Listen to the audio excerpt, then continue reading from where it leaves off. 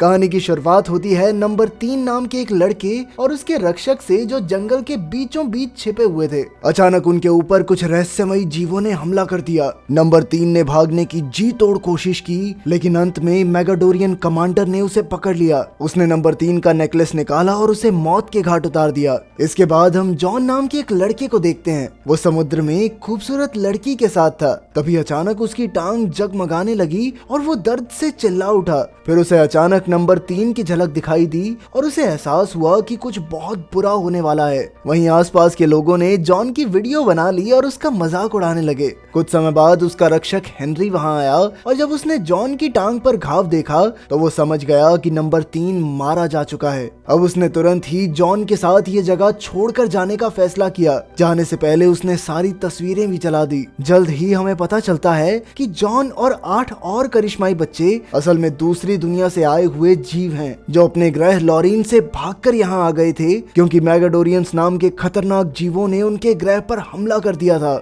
ये वही अजीब से गंजे लोग थे जिन्हें हमने कहानी की शुरुआत में देखा था। जॉन का रक्षक होने के नाते हेनरी का काम था अपनी जान तक देकर उसकी जान बचाना। मेगाडोरियंस नंबर के हिसाब से इन सबको मार रहे थे और जॉन की टांग के निशानों के हिसाब से नंबर 1, 2 और 3 मारे जा चुके थे। इसके बाद वो दोनों पैराडाइज शहर में एक पुराने घर में जाकर रहने लगे। तभी एक छिपकली भी उनका पीछा करते करते यहाँ तक आ पहुंची। फिर हेनरी ने हर जगह से जॉन की पहचान पूरी तरह मिटा दी ताकि मेगाडोरियंस कुछ भी करके उस तक पहुंच न सकें। अचानक उन्हें घर के बाहर एक जोरदार आवाज सुनाई दी। असल में ये वही छिपकली थी जो अब एक कुत्ते में बदल चुकी थी। जॉन ने उस कुत्ते को गोद लेने का फैसला किया और उसका नाम रखा बर्नी। फिर देर रात को हेनरी ने एक रहस्यमयी डब्बा घर की एक घड़ी में छिपा दिया। उधर नंबर 6 पुराने बंगले में पहुंची तो उसे जॉन और हेनरी का कोई नामो निशान नहीं मिला। आखिरकार उसने पूरे बंगले में आग लगाकर धमाका कर दिया और तब ये खुलासा होता है कि आग इस लड़की का कुछ नहीं बिगाड़ सकती। उधर अगली सुबह जॉन ने स्कूल जाने का फैसला किया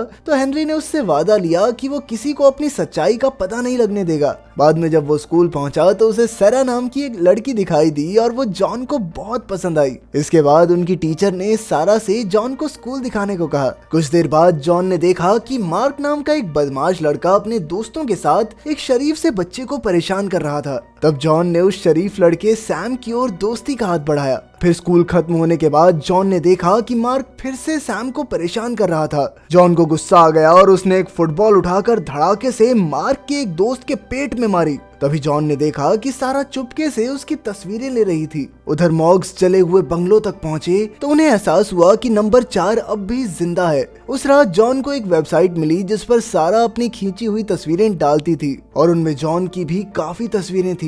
लेकिन जल्द ही हेनरी ने सारी तस्वीरें हटा दी क्योंकि वो जॉन को छिपा कर रखना चाहता था। फिर अगले दिन क्लास में अचानक जॉन के हाथ काफी तेज रोशनी से जगमगाने लगे। जॉन घबराकर स्टोर रूम में भागा और रोशनी बंद करने की कोशिश की। उधर हेनरी को भी घड़ी में वही रोशनी दिखी और वो तुरंत जॉन के स्कूल पहुंच गया। उसने जॉन को शांत किया और कहा कि इस रोशनी का मतलब है कि जॉन की शक्तियां जाग रही हैं। फिर वो दोनों घर आ गए और हेनरी ने कहा कि अब जॉन और ज्यादा ताकतवर हो जाएगा, इसीलिए उसे अपनी शक्तियों पर काबू करना सीखना होगा। अब जॉन ने बाहर जाकर अपनी शक्तियों को आजमा कर देखा और इधर उसका कुत्ता छिपकर उस पर नजर रखे हुए था। दूसरी ओर मेगाडोरियन कमांडर भी शहर तक आ पहुंचा और उसने पूरे सुपरमार्केट का खाना खरीद कर अपने विशाल सैनिकों को खिलाया। इधर जॉन को अचानक से सारा मिल गई और वो दोनों सैर पर निकल गए। तभी उन्हें सैम दिखाई दिया जो अपने सौतेले बाप के साथ था। फिर सारा जॉन को अपने घर डिनर के लिए ले आई और उसे अपने माँ बाप से मिलवाया। सारा की माँ ने सलाह दी कि सारा को फोटोग्राफी का बहुत शौक है,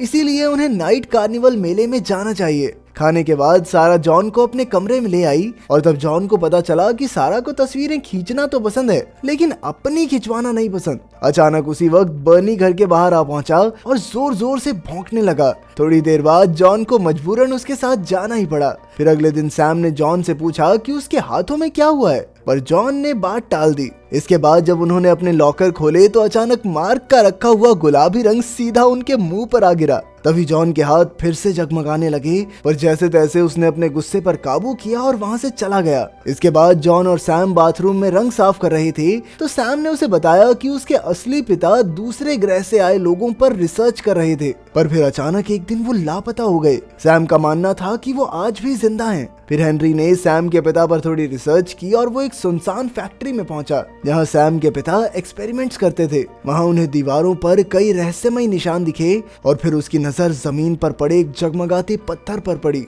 जिसे लोकेटर कहते हैं। उधर सारा और जॉन रात को मेले के हॉन्टेड हाउस में चले गए। जैसे ही वो जंगल के बीचों बीच पहुंचे तो मार्क और उसके दोस्तों ने उन पर हमला कर दिया। उन्होंने जॉन को बुरी तरह पीटा और सारा को अगवा करके मार्क के पास ले आए। अब जॉन को मजबूरन अपनी शक्तियों का इस्तेमाल करना पड़ा और तभी सैम ने चुपके से उसे देख लिया। आखिरकार जॉन ने उन सब की हड्डी पसली एक करके सारा को छुड़वा लिया। बाद में जॉन ने अपनी शक्ति से एक लाइट को तोड़कर देखा तो उसे एहसास हुआ कि उसकी शक्तियां और बढ़ गई हैं। इसके बाद वो सीधा सैम के घर गया और उसे अपनी असलियत बताई। तब सैम को यकीन हो गया कि उसके पिता दूसरे ग्रह से आए लोगों के बारे में सब सच कहते थे। खैर फिर जॉन ने सैम से वादा लिया कि वो ये राज किसी को नहीं बताएगा। अगले दिन मार्क का बाप जो कि एक पुलिस वाला था जॉन के घर आ धमका क्योंकि जॉन ने उसके बेटे को पीटा था, पर जॉन कहने लगा कि मैंने तो ऐसा कुछ किया ही नहीं। कुछ देर बाद हेनरी ने देखा कि समुद्र में जॉन की टांग जगमगाने वाली वीडियो वायरल हो गई थी और हेनरी उसे हर जगह से हटा भी नहीं पा रहा था। इसीलिए उसने जॉन को लेकर यहाँ से भी निकलने का फैसला किया, पर जॉन ने कहीं भी जाने से साफ इनकार कर दिया क्योंकि अब वो सारा से प्यार करने लगा था। इस बात पर तो हेनरी और जॉन में हाथापाई भी हो गई। फिर कुछ समय बाद जॉन को खबर मिली कि हेनरी को किसी ने अगवा कर लिया है और उसे बचाने के लिए जॉन को एक खुफिया जगह पर जाना होगा। अब जॉन सैम को साथ लेकर उस जगह की ओर निकल पड़ा। वहाँ पहुंचकर जॉन ने सैम को एक आदमी का पीछा करने को कहा और वो खुद एक सुनसान घर में घुस गया। जल्द ही उसकी नजर हेनरी पर पड़ी जिसे किसी ने बांध कर रखा था। तब ये खुलासा होता है कि हेनरी को मॉर्ग्स के भेजे हुए 2 रिसर्चर्स ने अगवा किया था। तभी अचानक एक मोगाडोरियन ने धमाके से दरवाजा उड़ाकर उन पर हमला कर दिया।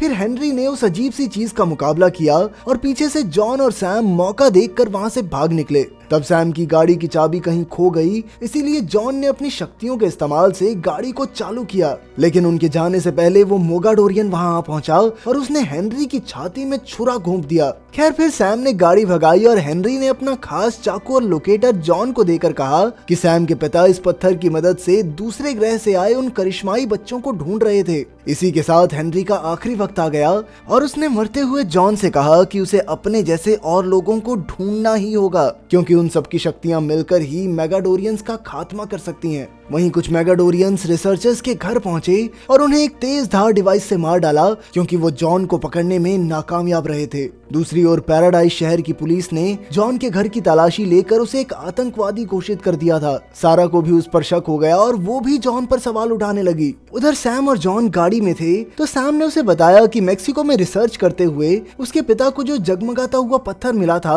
उसका एक हिस्सा सैम के पास अभी भी मौजूद है। इसके बाद जॉन ने सारा के घर जाकर उसे पूरी सच्चाई बताई और वहीं सैम को अचानक बर्नी भी मिल गया जिसने पत्थर ढूंढने में सैम की मदद की। लेकिन जल्द ही पुलिस ने सारा को घर पहुंचाकर उन दोनों को छत पर घेर लिया। अचानक सारा का पैर फिसल गया और वो छत से नीचे गिर गई, पर खुशकिस्मती से जॉन ने अपनी शक्तियों से उसे हवा में ही रोककर उसकी जान बचाई। इसके बाद वो दोनों भाग निकले तो रास्ते में उसने पुलिस की गाड़ी को भी आसानी से हवा में उड़ा दिया। फिर वो दोनों भागकर जल्दी से स्कूल में छिप गए। उधर मॉर्ग्स ने भी परग्रहियों के ट्रक्स भरकर मार्क और उसके पिता का रास्ता रोक लिया। फिर मोगाडोरियन कमांडर ने मार्क को धमकी देकर उसे जॉन के पास ले जाने को कहा। उधर सैम ने जॉन को खबर दी कि मॉर्ग्स ने स्कूल को चारों ओर से घेर लिया है। अब जॉन और सारा भागने का रास्ता ढूंढ ही रहे थे कि अचानक नंबर 6 यानी जेन अपने खास हथियार के साथ उनकी मदद करने आ पहुंची। मेगाडोरियंस और उसके बीच भयंकर लड़ाई शुरू हो गई और जल्द ही जेन ने अपनी तेज रफ्तार से 2 को तो मार गिराया।